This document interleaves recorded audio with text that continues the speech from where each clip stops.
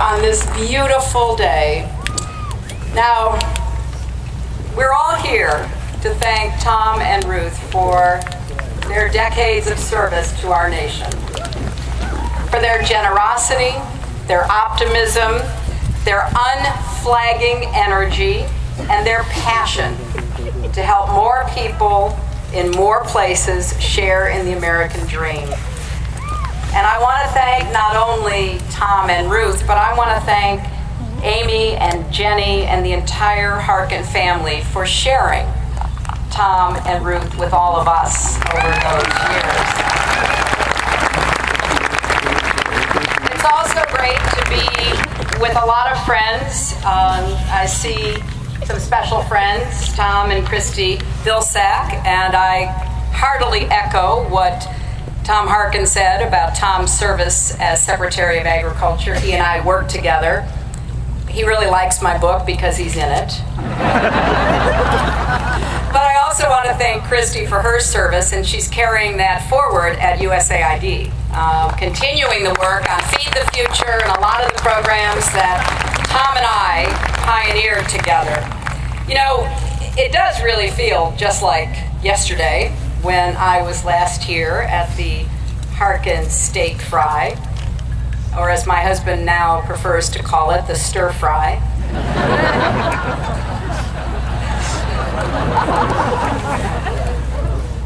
As I recall, there was a young senator from Illinois there the same time, and I wonder whatever happened to him. Well, it's been 7 years, and a lot has changed. Senator Obama became President Obama.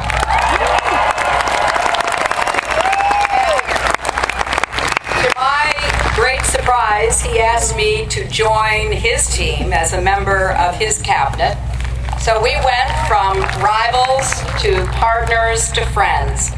And sometimes we would even reminisce a little about old days. And let me tell you, he sure loves Iowa.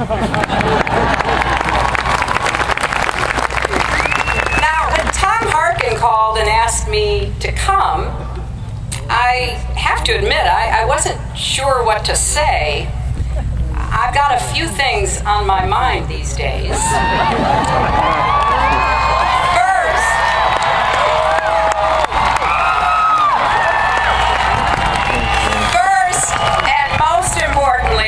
Bill and I are on constant grandchild watch. I'm calling Chelsea every 5 minutes to make sure things are going all right. And when the big moment comes, you can bet that I will drop everything to be there in a flash. So I'm telling you now, if you see us sprinting off the stage, that's why. And then, of course, there's that other thing.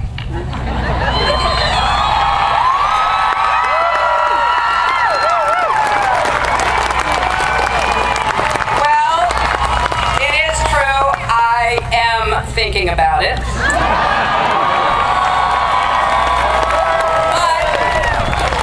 But for today, that is not why I'm here.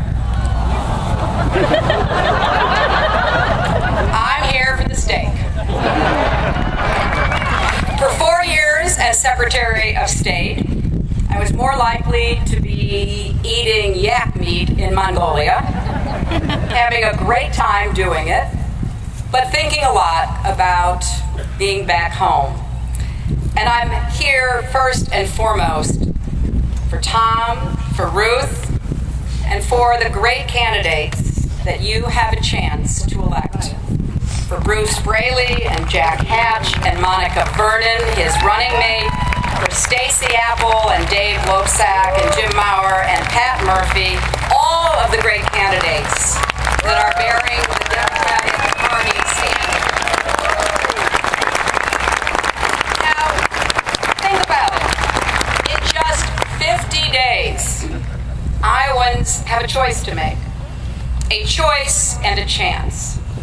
A choice between the guardians of gridlock and the champions of shared opportunity and shared prosperity. A chance to elect leaders who will carry on Tom Harkin's legacy of fighting for hard-working families. A chance to elect a governor who actually believes the economy should work for everyone. A chance to elect a senator who knows that women should be able to make our own health care decisions.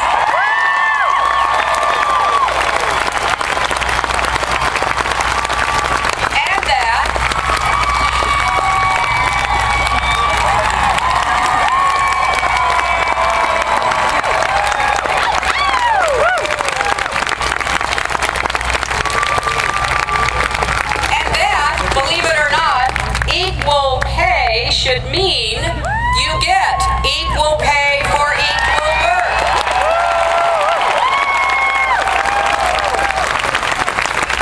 So although it's wonderful we're all here to salute Tom and Ruth and for Bill and me to come back to be with you, I know there are a lot of other things you could be doing on this beautiful afternoon. There are errands to run and kids to watch and television to catch up on, but you're here too. And you're here because something or someone inspired you to get off the sidelines. Now, maybe you want to do your part to strengthen the basic bargain of America. You know what it is.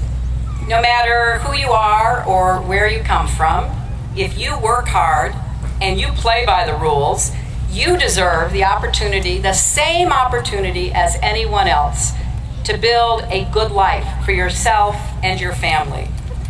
For Tom Harkin, that spark was lit just 20 miles from here in that small town of Cumming, Iowa.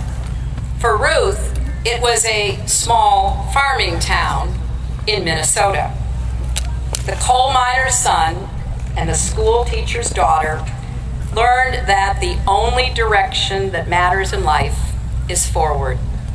And they also learned to never quit, never lose faith, never stop fighting for others, and when you get knocked down, get right back up.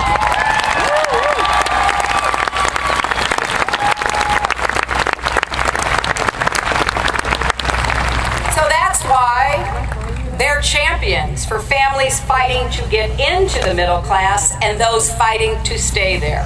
For children, for veterans, for farmers, for people with disabilities, in fact, for all of us.